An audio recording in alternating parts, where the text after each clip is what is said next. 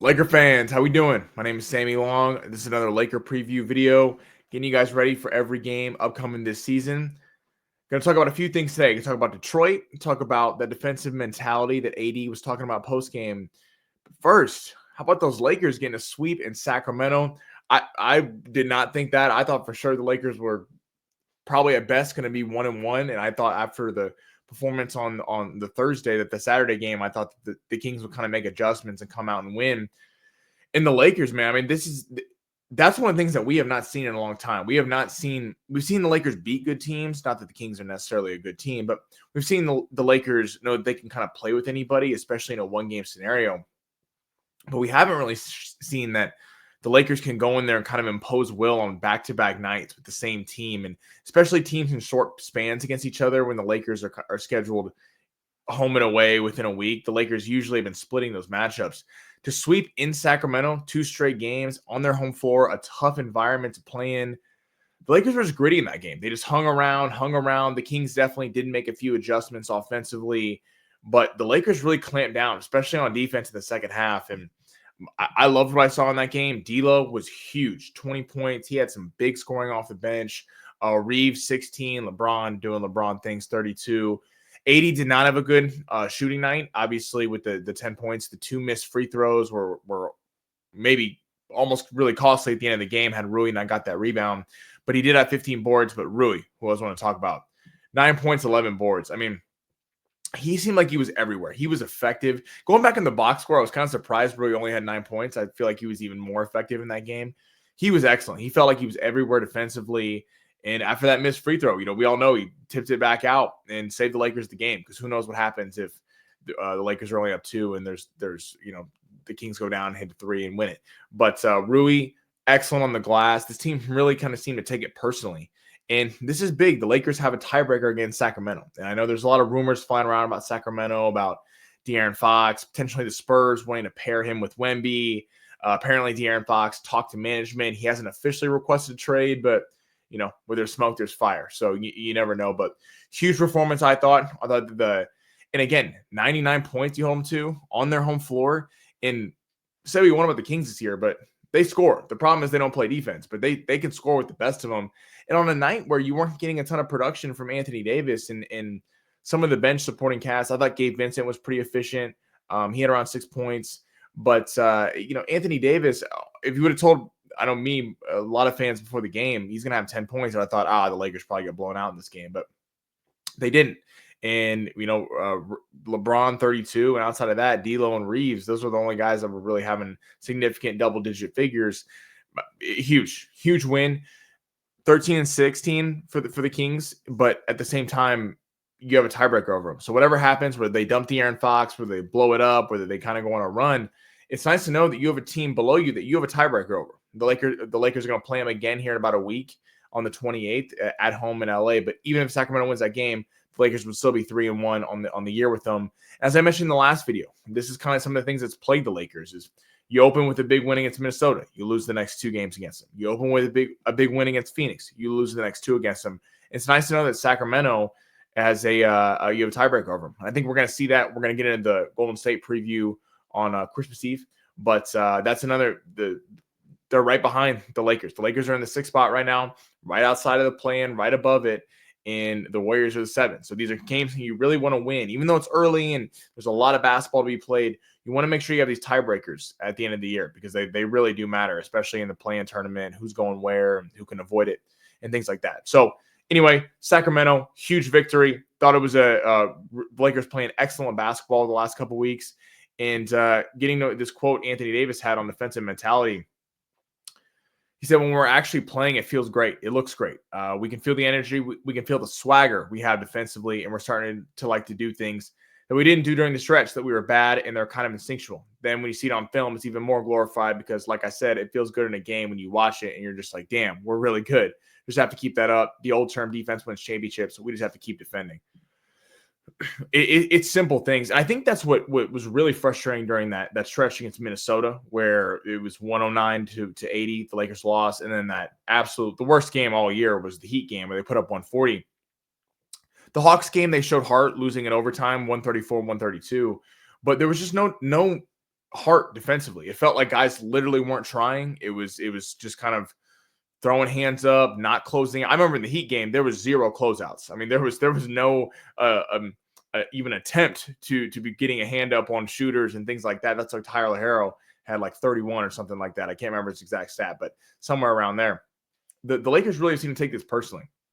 You can tell even at JJ Redick's halftime interviews that he always cuts short, but defense has been the number one thing. He talked about it the other game about, the first half they were playing defense like the first half of the season or the first few games of the season. And it's kind of been, this whole season's felt like it's been in chunks. The 3-game win streak to open it up, then a few tough ones, that beating in Cleveland, then you go on the 6-game win streak, then you got to go through a disastrous run.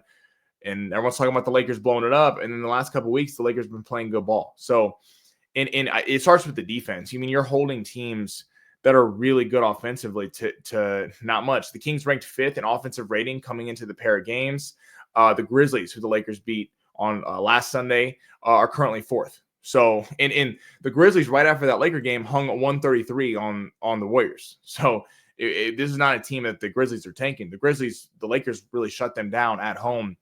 And then I think to do it on the road in both games against Sacramento. I thought the Lakers could do it in one game, but to do it in both games, to do it after the Kings are making adjustments at home, wow, just huge. He kind of expanded on that quote a little bit too. He said everything we're doing defensively, we're being physical, we're talking, we're communicating, we're covering for one another, we're rebounding, our coverages are on point, we're just flying around doing everything. We're being gritty and playing desperate on the defensive end. Anytime we play like that when our defense isn't always there, we can rely on our defense, and we just want to carry that into Monday's game against the Pistons. And that's, I think, what winning a game, holding one of the highest scoring teams in the NBA, 5th in offensive efficiency, to under 100 points in a second of a back-to-back in Sacramento. That's something that, and I don't want to get too ahead of ourselves. I know Alan was joking on the post-game show about, he's like, I'm going to be overly positive because I've been super negative this year. That's something that I do believe can carry. And that's something that you start to look at the Laker team differently. It's hard to take the Lakers seriously if they win 140 to 139 over whoever in the NBA, because that's just not sustainable to have to score that many points every night. I think this is why the Kings have problems. The Kings can score with anyone in the NBA, but they play no defense at all. So in a 7-game series, yeah, you might have a game or two where you hang 130 on them and they can't even hang with you, but that's not going to happen every night. And it's just not really, teams you see to March Madness all the time that just rely on shooting. It's tough. You get caught one bad night, but teams that really lock in defensively and play sound defense go far. And AD's right. And JJ Redick, it's nice to see that there was a moment there where it was like, is this team, are they losing the locker room? Rumors about LeBron being traded, what's going on? To really seem to take it personally and against high-scoring teams, be able to lock in offensively, it was huge. Detroit, behind the curtain a little bit. Detroit's a fun team to watch. I got to say, I think they're better than their record. They're 12-17. Really up and down. Cade Cunningham, I've said this before, is one of my favorite players to watch in the entire NBA. He has been outstanding, really lived up to that number 1 pick status from years ago, and it kind of felt like people forgot about him a little bit in Detroit. There was a game a couple years ago where they went in and Boston was on this crazy streak, and they ended up beating them. And Cade Cunningham just hasn't had a lot of help, but they're a lot better this year, a lot better than last year. Their last game, they actually beat Phoenix 133 to 125. Cade Cunningham, even though KD had 43 points, Cade had 28 points, 13 assists. He was doing everything. They've been flipping every other game. So the game before that, they lost to the Jazz 126-119. Before that, they beat the Heat 125-124 in overtime. Then they lost to the Celtics 123-99. And before that, they beat the Knicks. And then they lost to the Celtics before that. So this team is kind of, you don't know what team you're getting night in, night out. They played the Celtics twice, obviously one of the best teams in basketball, lost both those games. But, wins over the Heat and Phoenix. I know Phoenix is struggling a little bit right now, but still, those are tough teams to beat. They were able to do the Knicks as well. Cade leads the team with 24 points per game and around 10 assists per game. Jalen Duren it leads the team with about a little over 9 rebounds per game. So the starters should look like Cade Cunningham, Tim Hardaway, former Dallas Maverick. He's a really kind of underrated player. I feel like 3-point shooter, good defender. Jalen Duren, center. Jaden Ivey, point guard. And then Tobias Harris, he's bounced around the league, used to be very good, obviously, for the Clippers and Sixers, kind of the veteran mentor for that group because it's so young. Off the bench, Malik Beasley, former Laker. He gets a lot of time, a lot of run. Asar Thompson, high pick from a couple years ago. Ron Holland, another high pick. He was a 5th overall pick a couple years ago. Paul Reed is a nice player. He used to play for Philly. And Fontecchio, might mess that up. But he's their sharpshooter off the bench. He's a really good player. Fontecchio and Beasley get consistently the most time, but the Pistons go pretty far on their bench. They actually play 10 guys a lot of nights, usually like 14 minutes. They get a lot of run out of them. They don't do – this is not like the Kings where the Kings only played 7 guys. The Pistons go pretty deep in the bench, and that's probably trying to see what you have with the Pistons. They're not obviously expected to. They're 12-17, so the East is not quite as good, so they're right there. But this is not a team that's expected to be competing at the end of the year. So you're trying to figure out what you have, what you don't have. But Cade Cunningham is a superstar. He's going to be great. The Lakers have to get on him, and he's going to get his. But you cannot be letting him diamond dish and let Hardaway and Harris and these guys sit in the corner because they will beat you. As I read off, they've beaten really good teams this year. They've beaten the Heat. They've beaten Phoenix. I don't, maybe not record wise, but the Knicks. So the Lakers got to get on him. Isaiah Stewart is out, big center for them.